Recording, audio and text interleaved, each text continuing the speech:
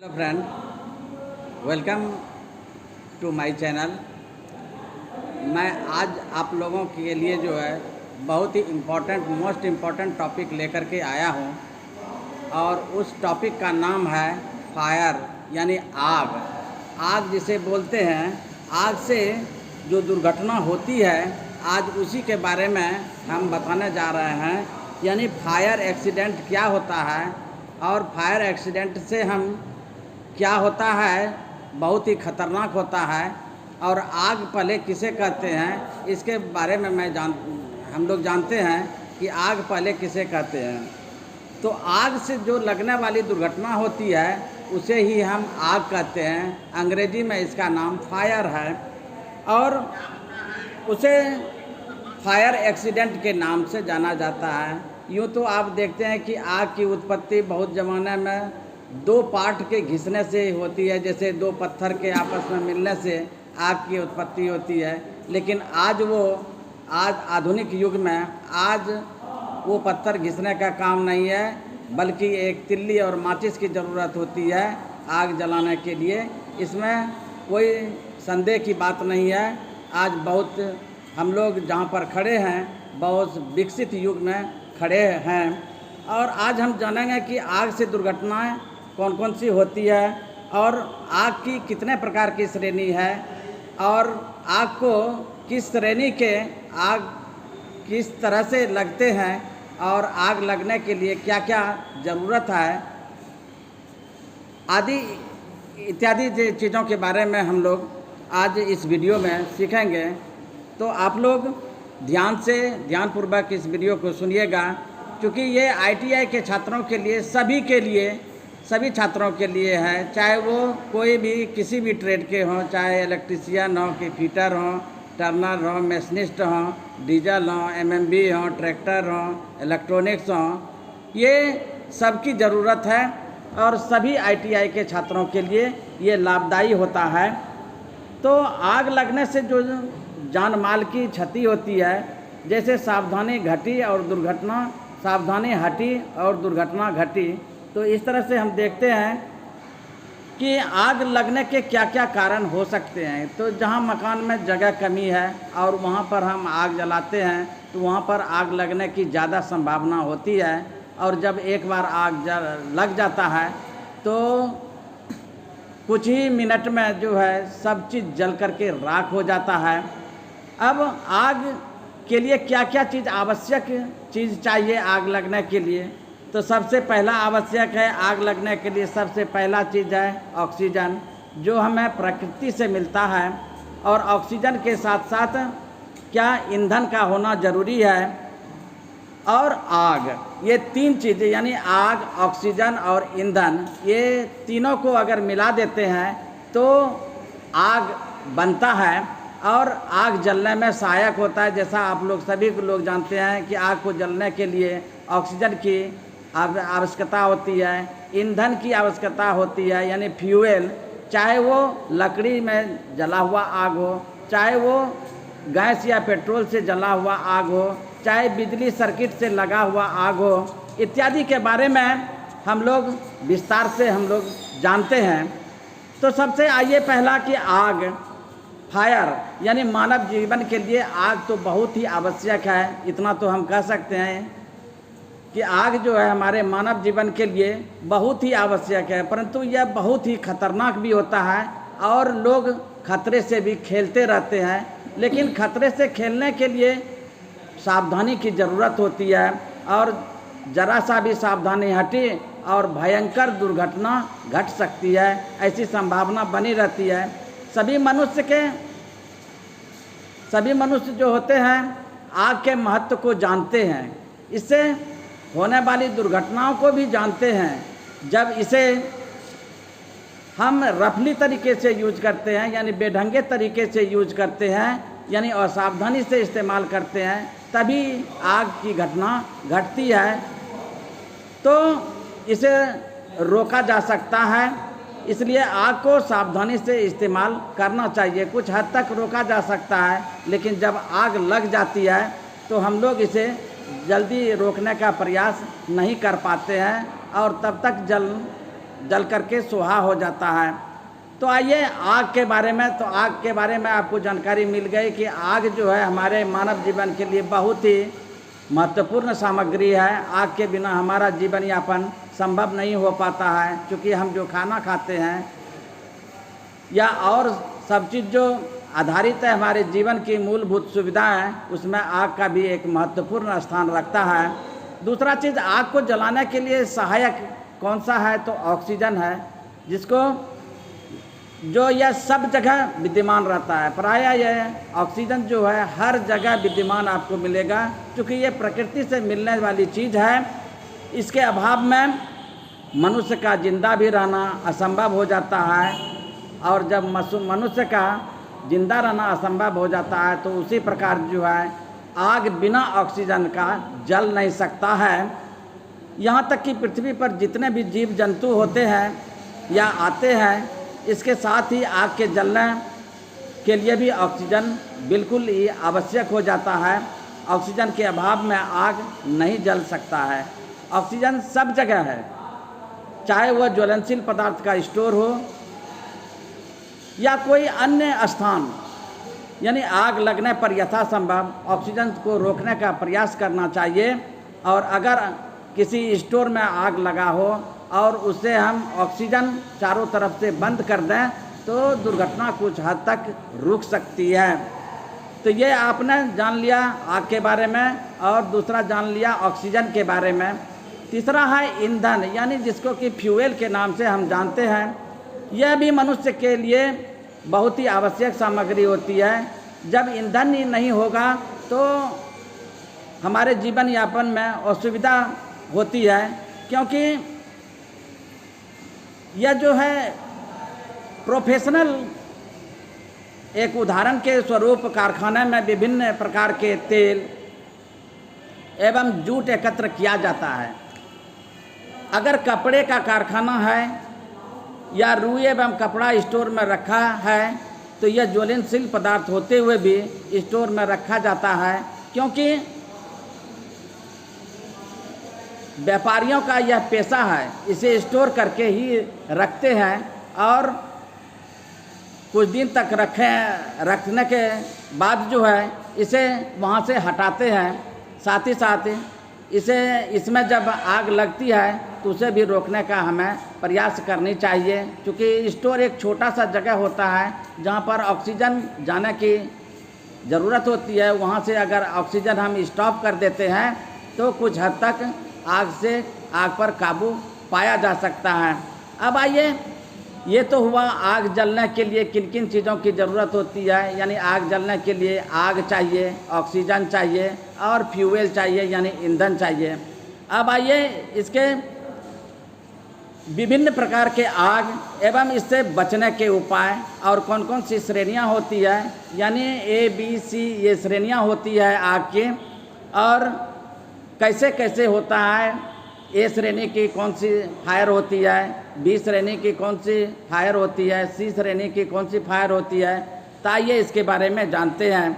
यानी साधारणतः आग जो है निम्नलिखित प्रकार के होते हैं। पहला जो है कार्बोनेशियस फायर होता है, दूसरा ऑयल फायर होता है, तीसरा इलेक्ट्रिकल फायर होता है। तो आइए जानते हैं कार्बोनेशियस फायर के बारे में। आग लगने पर सामान जलकर जो है चारकोल या राख के रूप में जब बन जाता है तो इस प्रकार के आग को कार्बोनेशियस फायर कहा जाता है, यानी कहते हैं। यानी इस प्रकार से हम समझते हैं कि लकड़ी, कागज़ इत्यादि से आग लगे हुए को हम कार्बोनेशियस फायर कहते हैं। और इसको इस आग को बुझाने के लिए, इस तरह के लगे हुए आग को बुझाने के लिए हम पानी से आसानी से बुझाया जा सकता है, या नहीं तो सोडा एसिड एक्सटिंग्विशर से भी, यानी या ड्राई पाउडर एक्सटिंग्विशर से भी इसका इस्तेमाल करके आग को बुझाया जा सकता है। लेकिन आरंभिक स्थिति में इस प्रकार के आग को बाल्टी में रखे बालू से भी हम बुझा सकते हैं। तो ये तो हुआ कार्बोनेशियस फायर। यानी आप जान गए कि कार्बोनेशियस फायर किसे कहते हैं, यानी लकड़ी और कागज़ में लगे हुए आग को क्या कहते हैं, कार्बोनेशियस फायर कहते हैं। ये आपके एग्ज़ाम में भी पूछा जाता है, यहाँ पर प्रश्न उठता है कि कार्बोनेशियस फायर को कार्बोनेशियस फायर पर जब आग लगती है, यानी लकड़ी कागज़ इत्यादि से जब आग लगती है तो इसको जो है किससे बुझाया जा सकता है? आसानी से तो पानी से बुझाया जा सकता है, नहीं तो फायर एक्सटिंग्विशर यानी सोडा एसिड एक्सटिंग्विशर का प्रयोग करते हैं या बालू का उपयोग करते हैं। इससे हम उपयोग करके जो है लकड़ी कागज़ इत्यादि के आग पर हम काबू पा सकते हैं। दूसरा है ऑयल फायर। तो ऑयल फायर किसे कहते हैं, यानी ऑयल फायर होता है पेट्रोल, तेल, ग्रीस इत्यादि तरल पदार्थ है, और इसमें जो आग लगती है उसे ऑयल फायर कहते हैं। यानी साधारणतः आप समझ लीजिए कि पेट्रोल, डीजल, तेल, ग्रीस इत्यादि जो पदार्थ होते हैं, इससे जो लगने वाले आग होते हैं उसे ही ऑयल फायर हम कहते हैं। यह भी बहुत ही खतरनाक आग होता है, इसे बुझाना बहुत ही कठिन होता है। लेकिन इस प्रकार के आग में जब पानी डाला जाता है तो वह आग में घी का काम करता है। इसलिए पेट्रोल, डीजल, तेल, ग्रीस इत्यादि के आग को कभी भी पानी से नहीं बुझाना चाहिए। इसलिए इस प्रकार के आग को बुझाने के लिए पानी का इस्तेमाल बिल्कुल ही नहीं करनी चाहिए। इस प्रकार के आग को बुझाने के लिए फोम एक्सटिंग्विशर का प्रयोग करना चाहिए, तभी हम इस तरह के लगे हुए आग को यानी ऑयल, पेट्रोल, डीजल, तेल से लगे हुए आग पर हम काबू पा सकते हैं। तीसरा है इलेक्ट्रिकल फायर, यानी लूज बिजली का तार या गलत ढंग से बिजली का तार जहाँ प्रयोग होता है वहाँ पर ये आग लगती है। कहने का मेरा मतलब है कि वहाँ पर जो है शॉर्ट सर्किट में जब आग लगती है तो इस तरह के इलेक्ट्रिकल फायर मतलब लगते हैं। इस प्रकार के आग को बुझाने के लिए जल्दी से जो है इसके मेन स्विच को बंद कर देना चाहिए, यानी काट देना चाहिए। इसके बाद कार्बन टेट्राक्लोराइड का प्रयोग करना चाहिए, और इस तरह से कार्बन टेट्राक्लोराइड का प्रयोग करके हम इलेक्ट्रिकल फायर पर काबू पा सकते हैं। दूसरा है कि CTC एक्सटिंग्विशर का भी इस्तेमाल करना चाहिए। समय समय पर इलेक्ट्रिकल फिटिंग की जांच भी करनी चाहिए ताकि कोई गड़बड़ी नहीं रह सके।